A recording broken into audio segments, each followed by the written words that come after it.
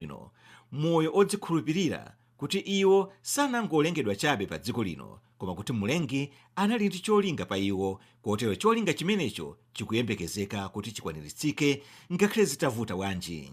Tisawagwetse mphwayi anzathu kapena kuwayalutsa pofalitsa zina mwa zimene anachita nthawi ina yake, kuti potero akhale ndi moyo womvetsa chisoni ndi wochita manyazi, komanso kuti anthu asadzawakhulupirire ngakhale pang'ono.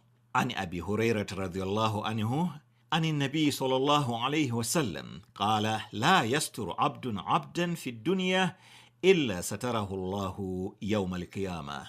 Uyo ndi Abi Huraira kutifotokozera kuti mtumiki wolemekezeka Muhammad sallallahu alayhi wasallam anati, munthu yemwe samabwebwetuka kunena zoyalutsa munthu nzake pa dziko lino, Allah adzamusungira chinsinsi chake pa tsiku la chiweruzo, kotero sakamuchititsa manyazi.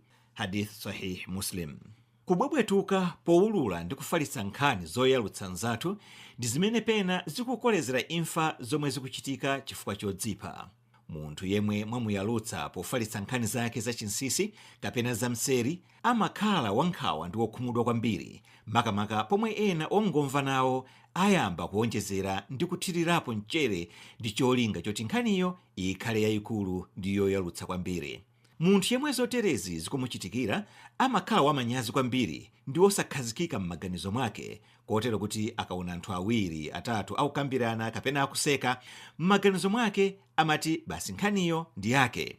Mwinanso munthu wotereyu nthawi zina amakhala waukali ndi wokwiya kwambiri, uku akuganiza kuti basi iyeyo alibe tsogolo. Akakhala kuti ndi wophunzira amakanika kuti achite bwino pa maphunziro ake, mwinanso kusiyira sukulu pa njira. Mulangizeni nzanu mwa ubwino, mwachikondi ndi kumusungira ulemu wake, mwana kapena wamkulu. Perekani malangizo abwino othandiza kwa m'bale wanu.